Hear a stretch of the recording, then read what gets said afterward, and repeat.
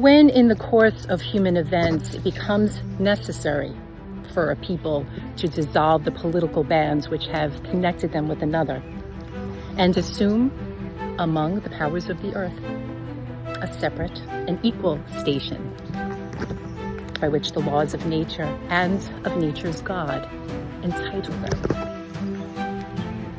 A decent respect to the opinions of mankind requires that they should declare the causes which impel them to the separation. We hold these truths to be self-evident, that all men are created equal, that they're endowed by their Creator with certain unalienable rights, that among these are life, liberty, and the pursuit of happiness. That to secure these rights, governments are instituted among men, deriving their just powers from the consent of the governed.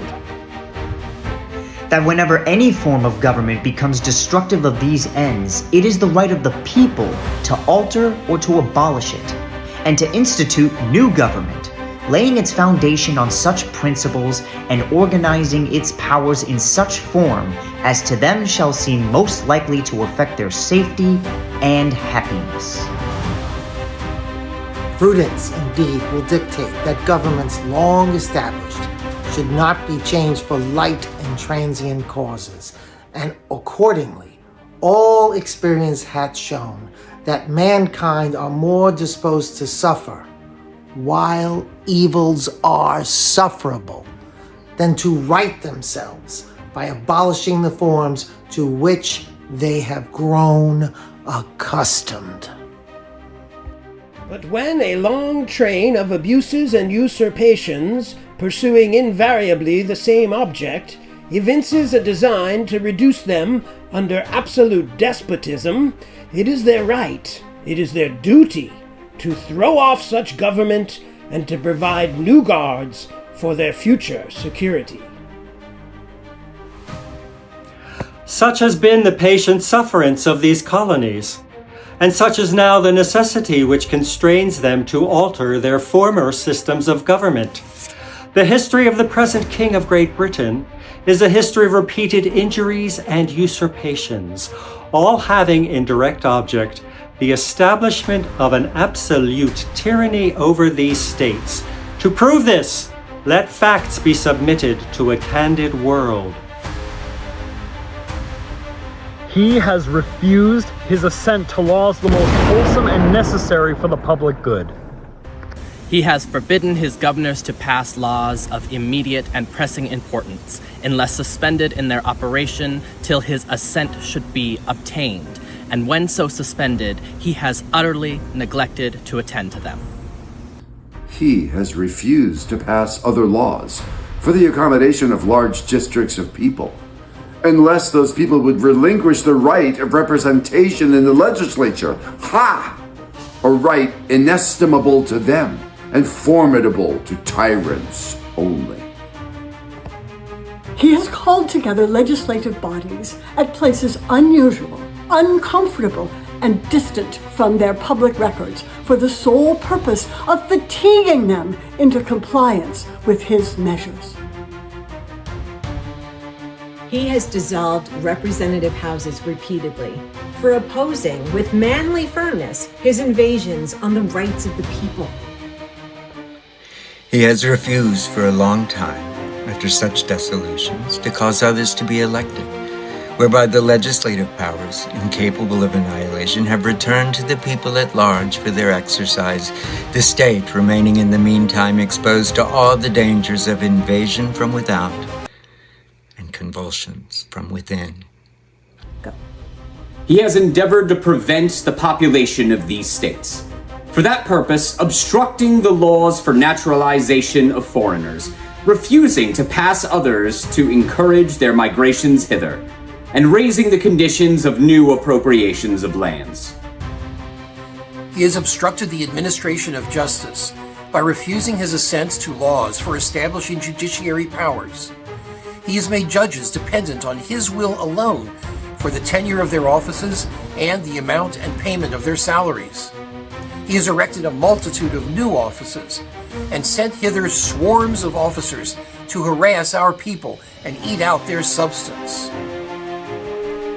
He has kept among us, in times of peace, standing armies without the consent of our legislatures.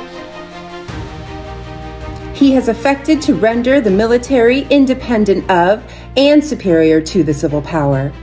He has combined with others to subject us to a jurisdiction foreign to our Constitution and unacknowledged by our laws, giving assent to their acts of pretended legislation. For quartering large bodies of troops among us, for protecting them by a mock trial, from punishment for any murders which they should commit on the inhabitants of these states, for cutting off our trade with all parts of the world, for imposing taxes on us without our consent. For depriving us in many cases of the benefits of trial by jury. For transporting us beyond seas to be tried for pretended offenses. For abolishing the free system of English laws in a neighboring province, establishing therein an arbitrary government and enlarging its boundaries so as to render it at once an example and fit instrument for introducing the same absolute rule into these colonies. For taking away our charters, abolishing our most valuable laws, and altering fundamentally the forms of our government. For suspending our legislatures and declaring themselves invested with power to legislate us in all cases whatsoever. He has abdicated government here by declaring us out of his protection and waging war against us. He plundered our seas, ravaged our coasts, burnt our towns, and destroyed the lives of our people. He is at this time transporting large armies of foreign mercenaries to complete the works of death, desolation, and tyranny, already begun with circumstances of cruelty and perfidy scarcely paralleled in the most barbarous ages, and totally unworthy the head of a civilized nation. He has constrained our fellow citizens taken captive on the high seas to bear arms against their country, to become the executioners of their friends and brethren, or to fall themselves by their hands. He has excited domestic insurrections amongst us.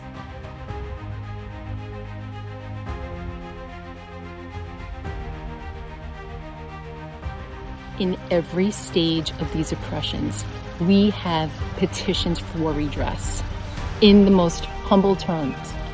And our repeated petitions have been answered only by repeated injury.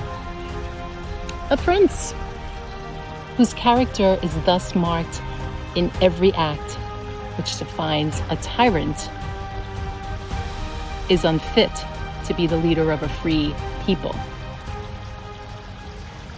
Nor have we been wanting in attentions to our British brethren. We have warned them from time to time of attempts by their legislature to extend an unwarrantable jurisdiction over us.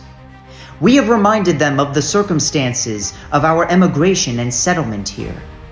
We have appealed to their native justice and magnanimity, and we have conjured them by the ties of our common kindred to disavow these usurpations, which would inevitably interrupt our connections and correspondence. They too have been deaf to the voice of justice and of consanguinity. We must therefore acquiesce in the necessity which denounces our separation and hold them, as we hold the rest of mankind, enemies in war, in peace, friends. We, therefore, the representatives of the United States of America, in General Congress assembled, appealing to the Supreme Judge of the world for the rectitude of our intentions, do, in the name and by the authority of the good people of these colonies, solemnly publish and declare that these united colonies are, and of right ought to be, free and independent states, that they are absolved from all allegiance to the British Crown, and that all political connection between them and the state of Great Britain is and ought to be totally dissolved, and that as free and independent states. They have full power to levy war, conclude peace, contract alliances, establish commerce, and to do all other acts and things which independent states may of right do. And for the support of this declaration, with a firm reliance on the protection of divine, we mutually pledge to each other our lives, our fortunes, and our sacred honor. Our fortunes, and our sacred honor. Our lives and our fortunes and our sacred honor.